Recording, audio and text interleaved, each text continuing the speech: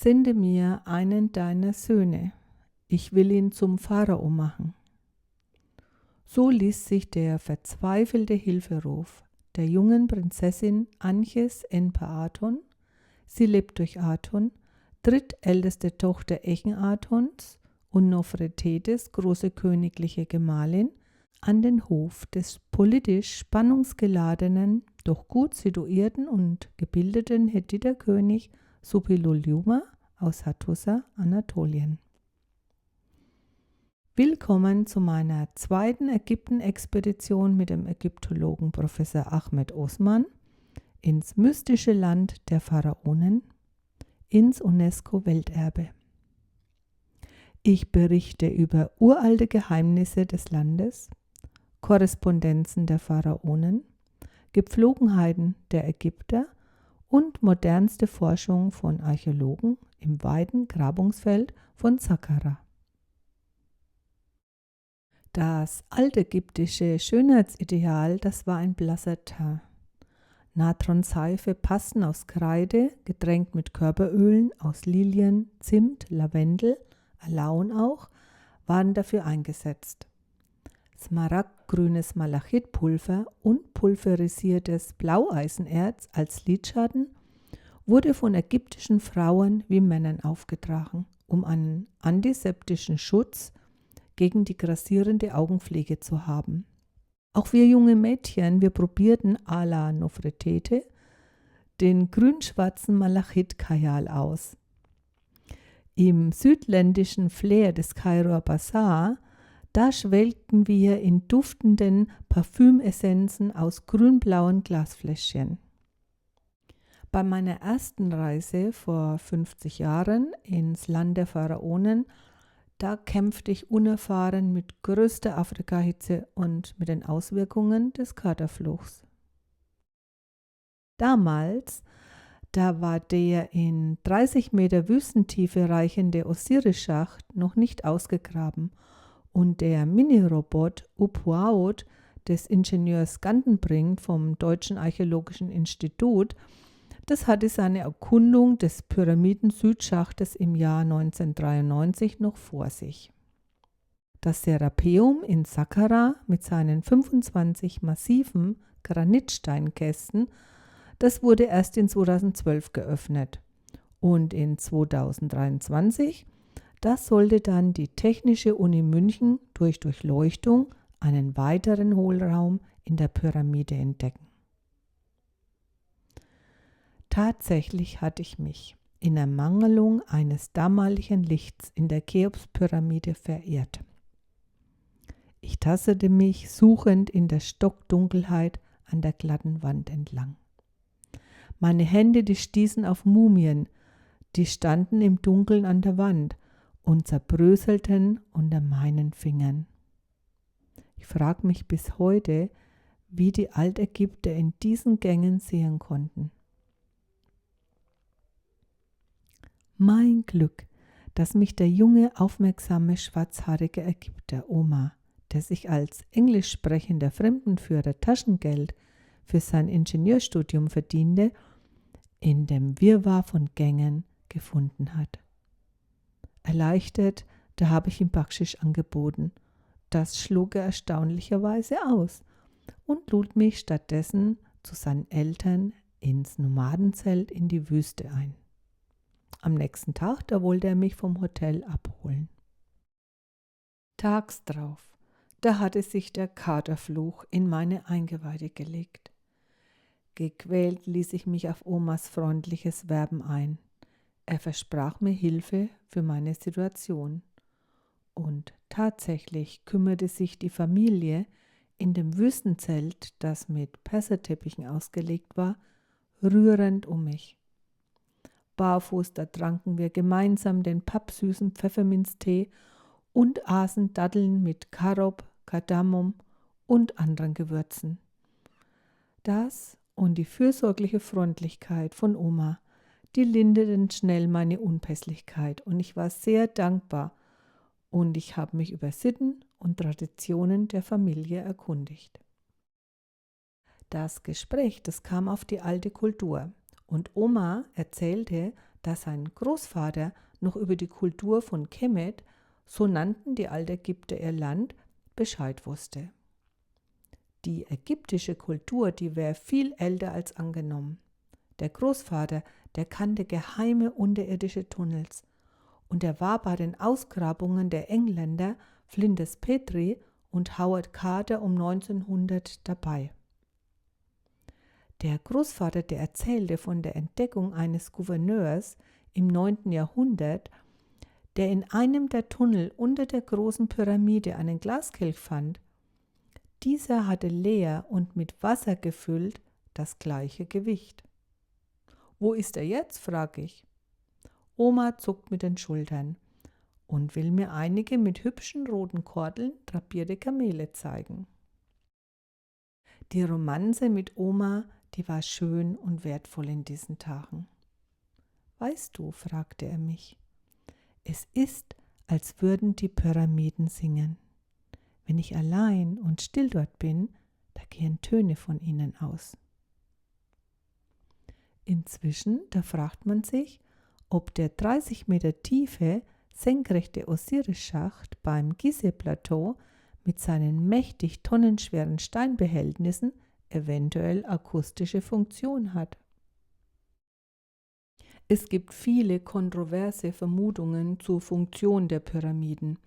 Einige, die sind aus Zeiten britischer Forscher, die sie als massive Grabmal sahen.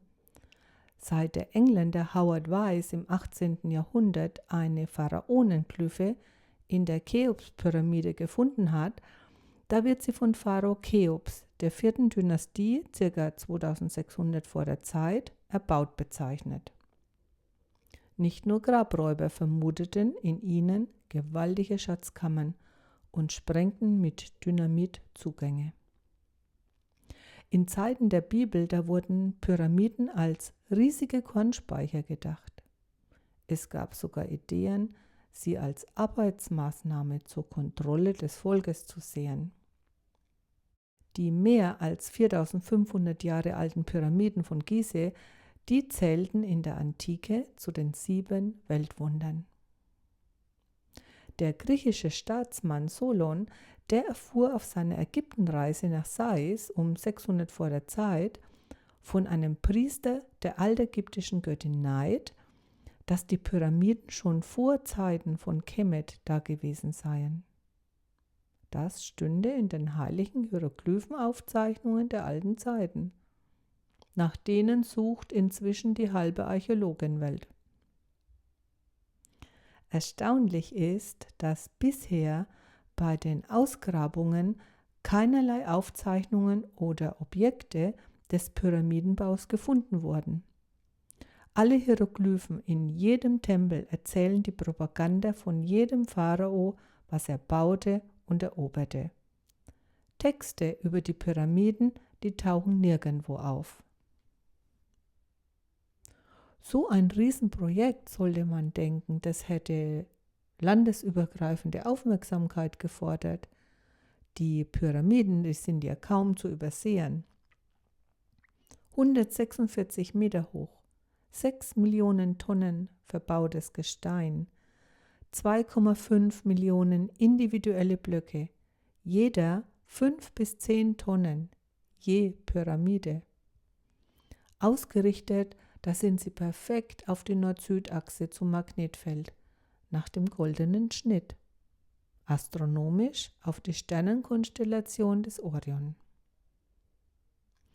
In der großen Galerie, in der ich mit anderen war, da sind 2,2 Millionen Tonnen Stein verbaut. Da würde sich ein Statiker heute schwer tun damit. Waren deshalb sogenannte Entlastungskammern gebaut? Fugenlos bauen, das macht man, weil es kein Problem ist. Man könnte vermuten, dass Materie mit uns unbekannten Methoden verändert, leicht gemacht und wieder erneut zusammengesetzt wurde. Die Pyramiden, die scheinen bis ins kleinste Detail geplant.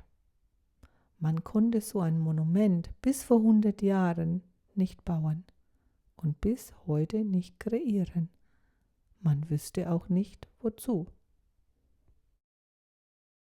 Aus dieser Zeit stammt die Korrespondenz der königlichen Gemahlin Tutanchamuns, Anches-en-Amun. Sie lebt für Amun, in den Annalen des Hethiterpalastes gefunden. Mein Gatte ist gestorben, einen eigenen Sohn aber habe ich nicht. Von dir aber sagt man, dass du viele Söhne besitzt.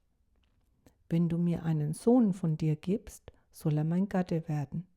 Niemals aber werde ich einen meiner Diener nehmen und ihn zu meinem Gatten machen. Eine solche Befleckung fürchte ich. Meine Augen sind mit grünem Malachit geschminkt und mein volles Haar trage ich offen. Mein Körper ist rasiert und mit fein duftenden Kredenzen eingeölt. Meine festen Brüste ziert ein volles Diadem aus Lapislazuli und Gold. Ich bin die einzig Überlebende unserer Pharaonenfamilie mit Anrecht auf dem Thron. Ich habe keinen Gatten. Sieh, ich bin im Zustand der Familienlosigkeit. Sende mir einen Sohn von dir, und die 2 großen Länder werden zu einem Land werden. Du wirst mir deine Geschenke bringen lassen, und ich werde mich über sie freuen. Und ich werde dir meine Geschenke bringen lassen, und du wirst dich über sie freuen. Ich harre sehnsüchtig deine Antwort. So lesen sich die Zeilen vor ca. 3500 Jahren, scheinbar in Eile in eine Tontafel geritzt, und die haben Archäologen beim Ausgraben in den Aufzeichnungen der Keilschriftkorrespondenz in der Hethiterstadt Hattusa gefunden. Der König Suppiluliuma, der sagte: So eine Sache ist mir noch niemals widerfahren. Kenne ich denn die Gepflogenheiten und Sitten Ägyptens? Die Sitten und Gebräuche Ägyptens, die waren, dass als Pharao einzig ein männlicher oder weiblicher Nachfolger gleichen Blutes in Frage kam. Pharao war Hohepriester und höchster Feldherr. Er war eigens dafür ausgebildet. Das Volk, das konnte nur über den Pharao Fürbitten bei den Göttern einholen. Deshalb brachten die Pharaonendynastien so viele inzesthafte Bruder-, Schwester- und Vater-Tochter-Ehen hervor. So blieb die Krone in der Familie. Anches-en-Amun, die veränderte dies und wollte neues Blut in die Familie bringen und schrieb den Hethiterkönig an.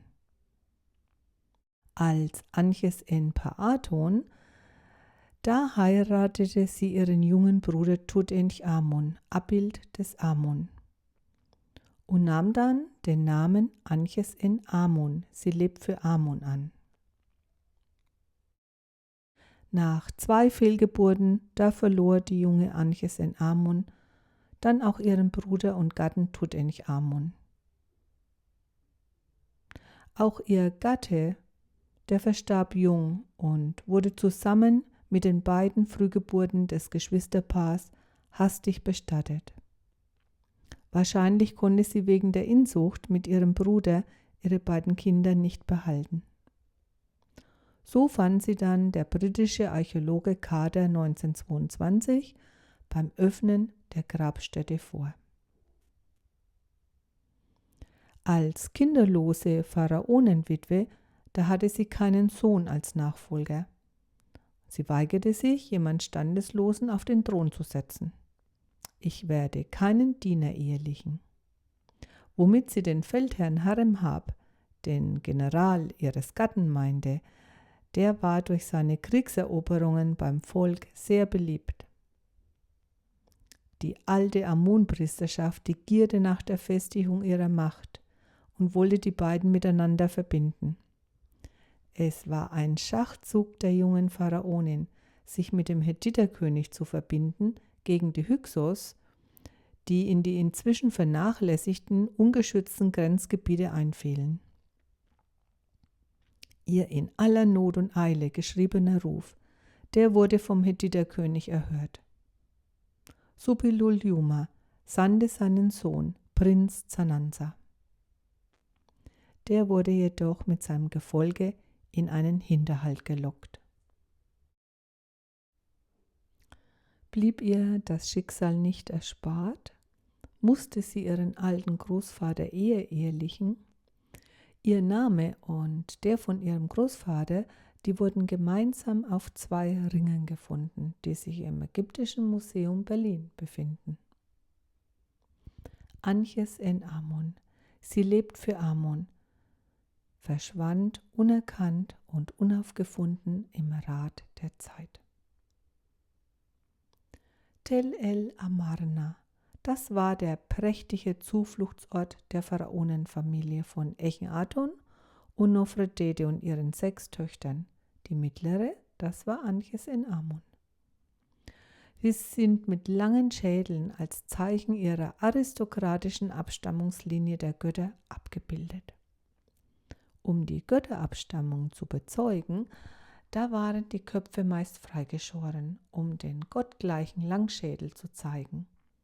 Auch die hohen Kopfbedeckungen, die Atif-Doppelkrone, die zeigt dieses Merkmal. Echenaton, sein Geburtsname Amenhotep IV., auch Achenaton, Glanz des Aton genannt. Das Volk, das nannte ihn ehrenvoll Wa-Enare, der Geliebte des Re, und Nofretete. Die hinterließen die Hauptstadt Theben-Luxor der herrschenden Priesterschaft und sie gründeten in der Wüste gemeinsam als Mann und Frau eine neue Königsstadt, Achet-Aton, Horizont des Aton. Und bald erhoben sich Paläste, Tempel und Gärten von hoher Pracht. Dieses Pharaonenpaar, das nahm sich aus der Bestimmung durch die mächtige Amun-Priesterschaft mit ihrer Vielgötterei und Opferschlachtungen heraus und sie entwickelten ihren eigenen Sonnenkult vom lebenspendenden Aton.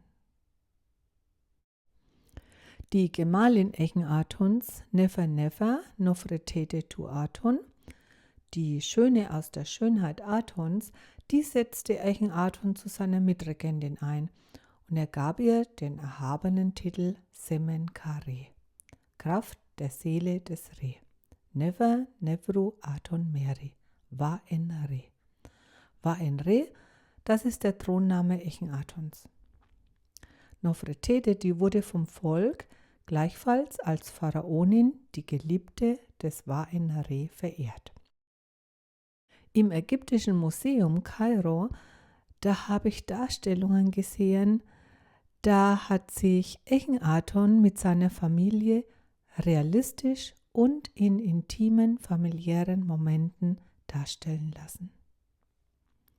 Dieses profane Darstellen, das war in der Pharaonenlinie nicht üblich. Für das Volk war es ein Bruch in der Verehrung des Gottgleichen, von dem man sich beschützt fühlte, und es ein Ansporn war, aus den eigenen Tiefen seiner Seele sein höchstes Können hervorzubringen. Aus der Kraft seiner Religion, da schöpfte das alte Ägypten seine Hochkultur und Blüte. Echenaton, der griff als Pharao nicht in die Verehrung der alten Volksgötter ein. Er ließ sie neben dem neuen Sonnenkult, der als Lichtbringer die Götter hervorbrachte, bestehen. Aton war ein Universalgott, dem alle Wesen gleich nahe standen. In den Grabmälern von dieser Dynastie, da fanden wir Gebete eingemeißelt. Die Seele des Toten, die möge das Licht sehen. Echenaton, der nahm die Weisung von Ma'at, die Wahrhaftige, ernst. Das Wahrhaftige so wenig wie möglich stören, weshalb er keine Kriege führte. Er sah sich als Poet, nicht als Feldherr. Ägyptens Kultur, die lag ihm sehr am Herzen, aber er wollte sie niemanden aufzwingen. Er sah Ägypten eher als Bewahrer als Eroberer und seine Soldaten als Beschützer der Kultur. In seinen Hymnen vom Sonnengesang, da kann man seine tiefe Liebe zur Natur erkennen. Echenaaton hat die Sonne nicht als Gottheit verehrt, sondern die Wärme der Sonne als lebensspendende Kraft in Aton, denn es gibt nur eine Sonne auf der ganzen Welt, aber Sonnenstrahlen existieren zu Trillionen. Aton ist das liebende, allgütige Wesen, das durch Raum und Zeit hindurchgeht. In dieser prekären Zeit, da dachten die Hyksos, Ägypten hat jetzt einen philosophischen Pharao, wir können angreifen. Und Haremhab, der ehemalige General Tutanchamuns, der schlug sie zurück. Am liebsten hätte man die Verbindung der Pharaonentochter Echenatons mit dem erfolgreichen Feldherrn Haremhab gesehen. Doch wir wissen, Anjes-en-Amun hatte andere Pläne. Ramses, der Nachfolgerdynastie, der Sohn des Pharao Sethis, der löschte das Pharaonen-Ehepaar Echenaton und Nofretete aus den Königslisten. Erst seltsame, unpassend vermauerte Steinblöcke, vergrabene Skulpturen, Steintafeln und Ausgrabungen in der Totenstadt von Tutanchamuns Gruft, dem Sohn Echenatons, die brachten das außergewöhnliche Pharaonenpaar in Erscheinung. Die noch jungen Prinzessinnen und der Prinz Tutanchaton, die waren gezwungen, ihre Geburtsnamen, die Aton geweiht waren, in Amun umzuändern. Hier stehen wir in der weiten, kargen Wüste vor den Resten einer großen, in den Berg eingemeißelten Stele. In ihr ist die Königsfamilie mit den Töchtern eingraviert. Echenaton hat damit das Grenzgebiet seiner Stadtgründung Achet-Aton um 1400 vor der Zeit, Horizont des Aton, festgelegt. Sie war dem Wüten der Amun-Priesterschaft entgangen. So groß war die Not einer der 6 schönen Prinzesstöchtern, dass sie den Hethiterkönig um Unterstützung schrieb. Das Glück der Ausgräber, das war, dass Ramses II., der Nachfolger der Pharaonenfamilie, der die verhassten Vorgänge aus den Annalen ausmerzen ließ, den Bauschutt von seinem Grab auf das Grab von Tutanchamun geworfen hat. Und das hat es versiegelt bis in unsere Zeit, die wir seine Schätze bestaunen. Im Louvre von Paris, im Boston und Berliner Museen. Durch das Wissen um die schicksalshaften Hintergründe, da konnten wir Reisende anders, mit mehr innerer Teilnahme auf die Schätze und Hinterlassenschaften der großen altägyptischen Kultur und ihrer Menschen sehen.